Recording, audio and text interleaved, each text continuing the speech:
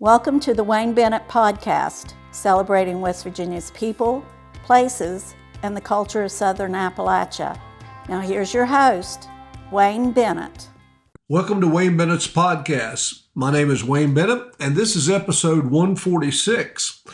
Today we want to pay tribute to a friend and a neighbor of ours. Dwain Lilly passed away on August the 4th, 2024.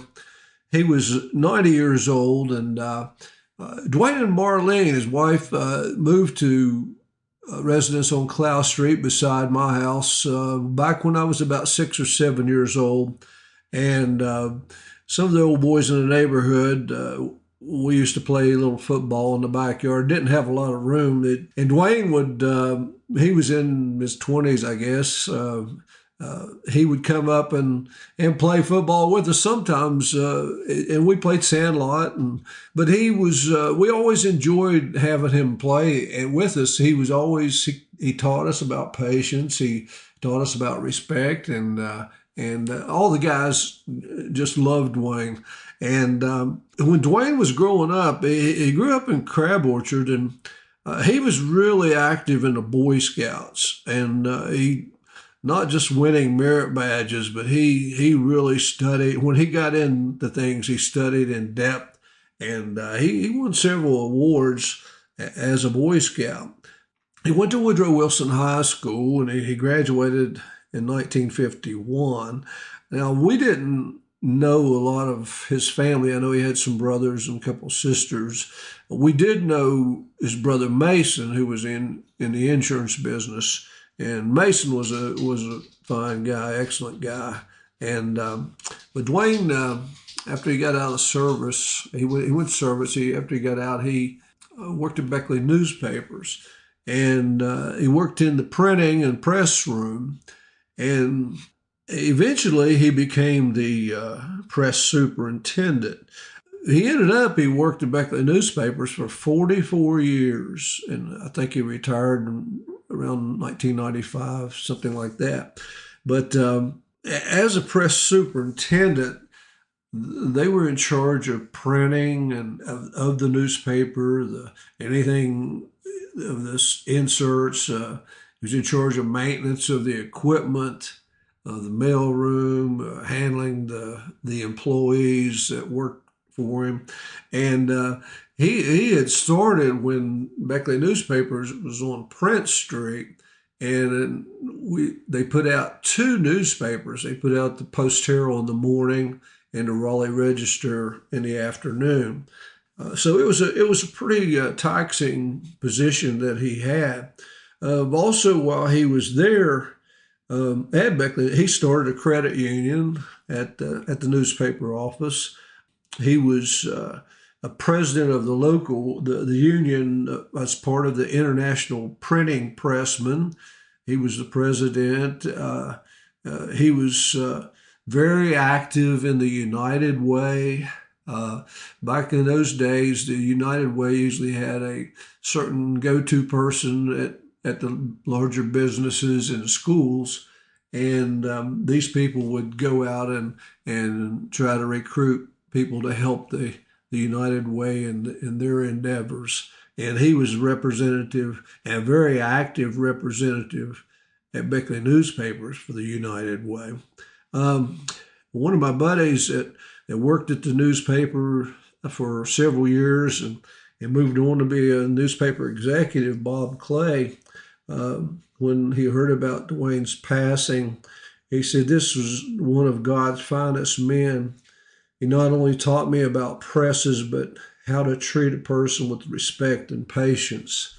And Frank Wood, who was publisher at Beckley newspaper for years, told me that he never saw Dwain have an argument or a crossword with anybody.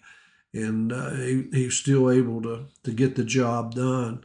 Dwain and Marlene were married for 67 years, and they loved the Cincinnati Reds. Not only watched them on television, but they would go to as many games as they could go to. And like a lot of people back in those days, everybody around was a Reds fan, and it was they were typical and still loved the Reds. They attended Memorial Baptist Church, and he was very active in the church activities, and he also became a trustee at that church. And that when they started going, that's back when Jim Franklin was the pastor, and the church was not in the new location. It was across the street up on the hill when they first started there. He was also very active in the Gideons in passing and distributing Bibles. And I remember one time he came to our school at Park Junior High, and this was a voluntary thing, but any of the kids that wanted a New Testament, they would make it available to them. And he was kept himself busy doing those kind of things, but always at service for the community. He one of his pet loves was since he was a Lilly, he got very active in the Lilly Reunion, and at one time, it still may be, it was the largest family reunion in the world, and it's still held annually out around Flat Top. And Dwain was on the organizational committee and was one of the spokespeople for that particular group. His two children, Brian and Susan, have kind of followed in suit. They have been involved in charitable and social activities, and just like their father and their mother. And I remember when I was teaching at Woodrow Wilson back in the 70s, Brian played football at Woodrow. He was also very active in the Conservation Club, and he actually won several awards through the Conservation Club and state activities, those kind of things. And those are things that Dwain was interested in when he was growing up. And Susan also has been very busy with social clubs with like the quilting group, and it's kind of a tribute to their parents and what they've done. They also had the grandchildren was Amy and Renee, great-grandchildren, Sophia, Navy, and Abby Bell, in which Dwain and Marlene have been very proud of those kids. When Diane and I were first married, we were a young couple, had a young child, and John, and we lived on Wilkes Avenue. We rented over there, and we were working and going to school, and needed a lot of help with someone watching John, who was a baby, and their grandparents, or his grandparents, helped us out a lot, my mom and her mom, but we still needed some help because of our busy activities. And Dwain and Marlene watched John a lot and helped raise him up and get him started right. And we could never repay him for what all they've done with him, and followed him all the way through as he got older and started playing ball. They would come to some of his baseball games and stuff, and even his senior year in high school when he was playing baseball, in the state tournament, they came down to watch, and a big part of his life.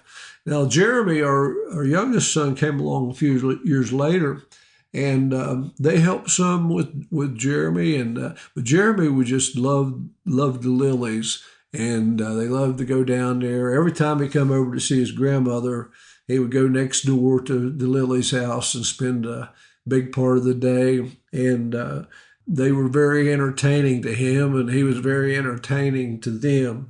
But both our sons were very close to Dwain and Marlene.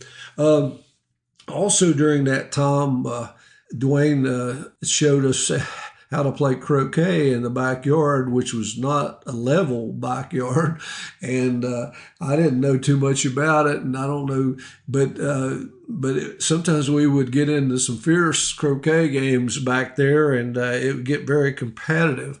And I also made a comment about Dwain played checkers a lot, and I made a comment, well, checkers not that difficult. I prefer chess. And he taught me a real lesson on checkers. And we played several games. I don't think I won one time against him. And he showed me that there was a little more to checkers than what you would think. But all in good fun. And when we had lived on Wilkes Avenue, we had a fire, and we lost. We didn't own the house, but we owned a lot of the stuff inside the house, and we lost a lot of things. And of course, a young couple, that was a very tragic. Luckily, nobody was injured or hurt, but we were having a tough time making it anyway, and we had to move back in with my mom after the house caught on fire, and then we were trying to find a place to live. And Dwain and Marlene were just tremendous help. They went out and found us items to replace some of the things we lost. They gave us some guidance on what to look for and getting help. Mason helped us some in that situation too. And they all called on their church, Memorial Baptist, and people gave us different things, gave us money to help us out, and it was just a real blessing for us, and actually helped us get started back on our feet. And we were actually in better shape after the fire than we were before the fire started and happened. And so we feel very thankful for the Lillys and all the help. A good friend, Randy Hunt, had eulogized Dwain, saying that Randy himself, felt blessed as Dwain was a part of his life, and I think that would best describe how Dwain had an influence on you. Richard Gerald was also a great friend, and he described Dwain as a great husband, father, grandfather, and lover of Christ, and a servant to many. And I think that's the testimonial part of what Dwain's life was all about. And we're going to miss Dwain. We feel like Randy that we were blessed that we got to know him, and we would like to ask you to please keep the Lilly family in your prayers. Thank you very much.